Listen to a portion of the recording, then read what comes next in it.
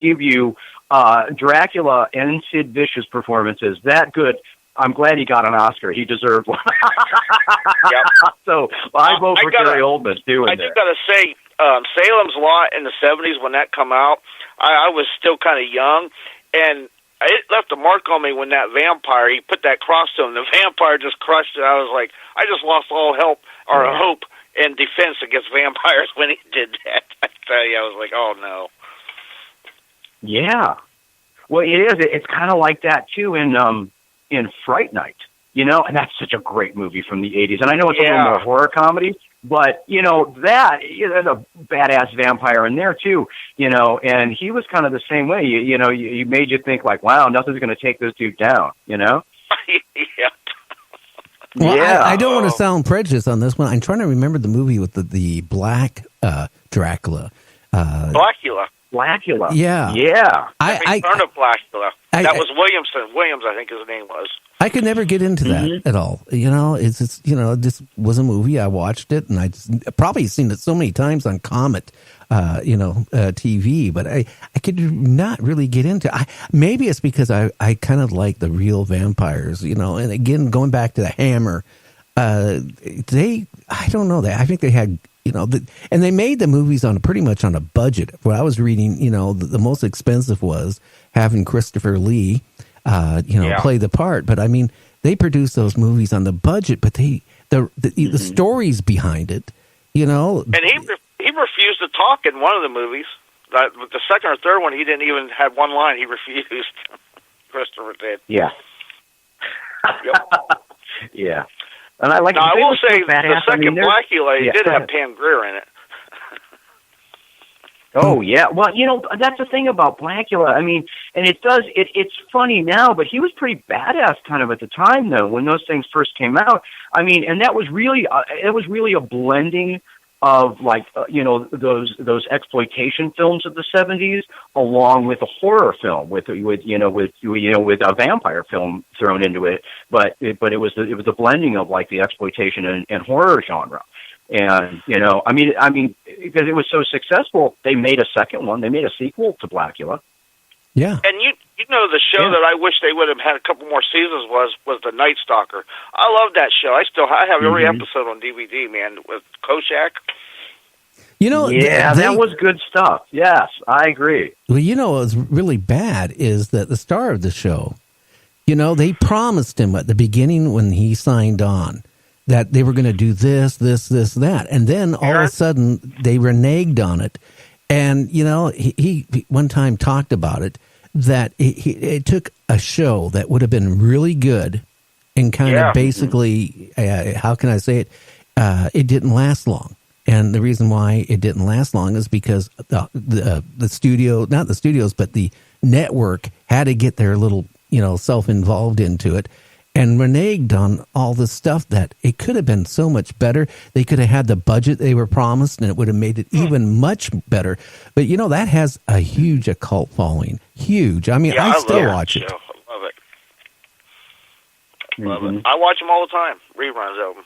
But I have to admit, the best Dracula, I take it back. Christopher Lee was not the best.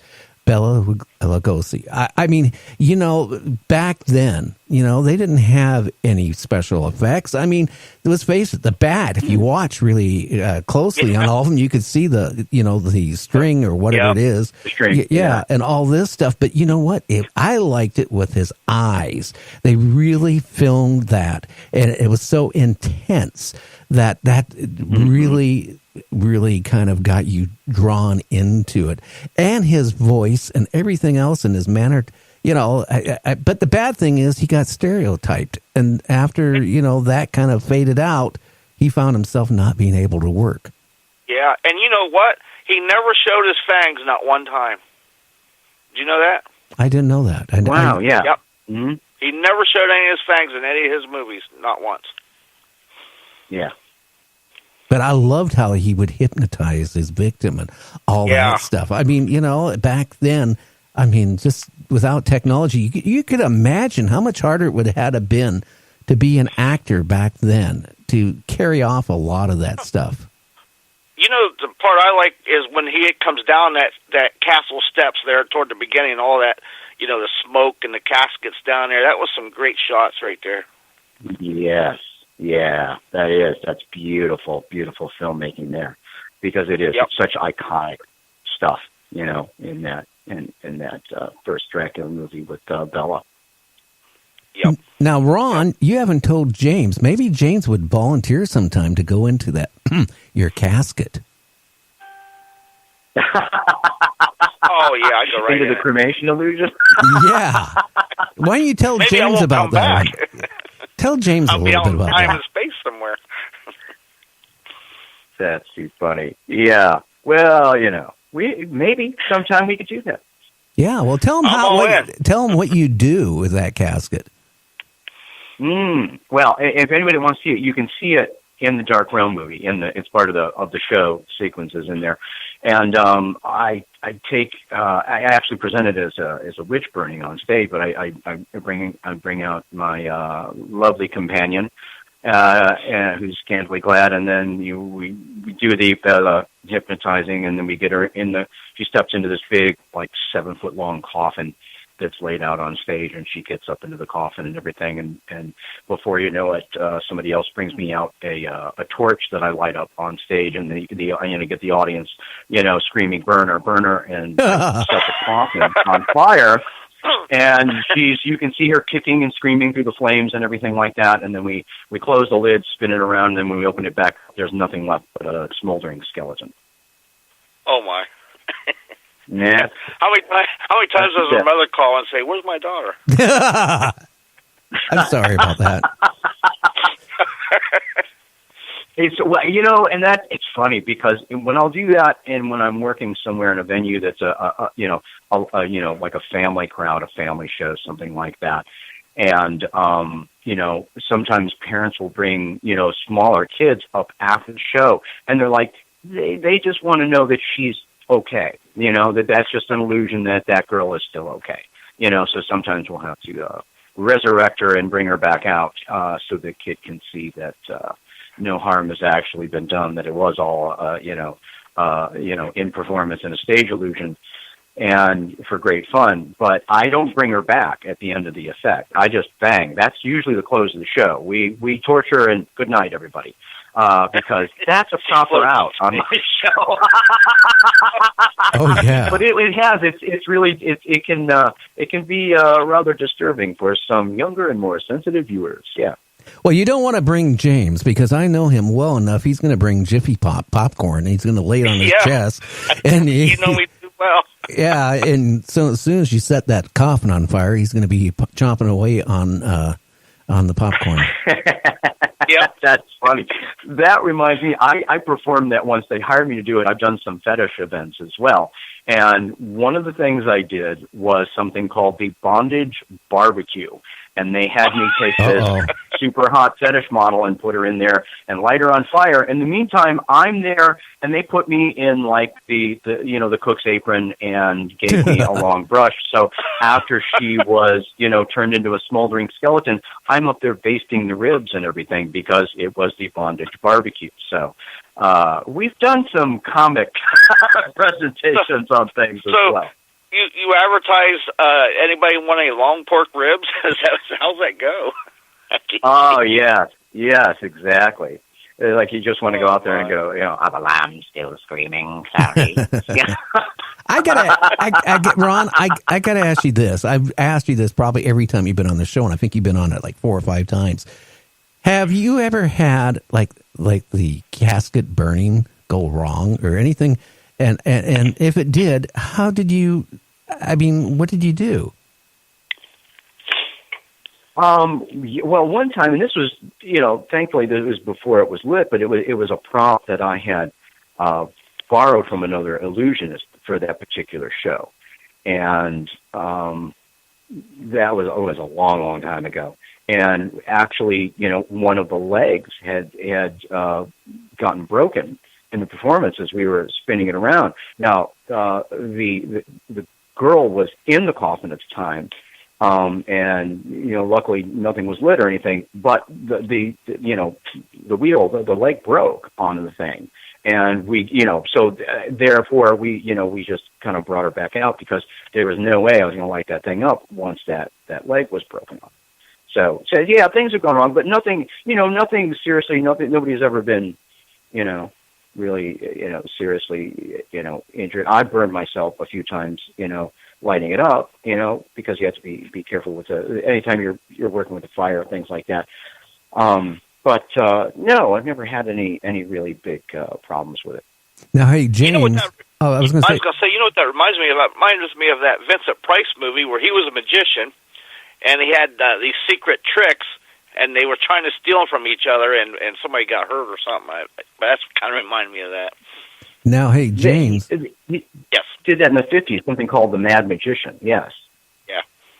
Now, James, he does one thing I don't think you'd ever try doing, and it involves razor blades. Oh, God. Other than shaving, maybe not. A whole bunch of razor blades. You want to tell the audience about that? What do you do with all these razor blades? Well, I eat them. Oh, There's I knew a whole you routine that. on eating razor blades in the show. Oh, yeah. It's fun, and it has I don't want to give it all away, but it has a very interesting climax to it. But it's intense. It's a good piece in the show. It's something that people go away talking about all the time. And you probably have no iron deficiency either, I would imagine. No, if you want a little metal in your diet, if you need to get some of that back in your diet, that's the way you're going to do it. Aren't you afraid of one of those razors, blades, to come off and unfasten and go into your intestines? Well, now don't tell me it's happened. You have to be careful. I've cut myself more than a few times doing it. I gotta ask. People ever wondering if they're real razor blades. They are indeed. What'd you do? Just sit down and think, you know what? I'm going to eat some razor blades today. How do you take that first step? Well, I wanted something a little more what could be considered, edgy. It's more sideshow, and by my sensibility, just kind of a punk standard. And it's something that others had done in the past, and I had seen different things. Houdini did a version of that, 100 years ago, the turn of the last century. He did it with sewing needles. He would swallow a bunch of sewing needles and then, bring them all back out in the climax of it.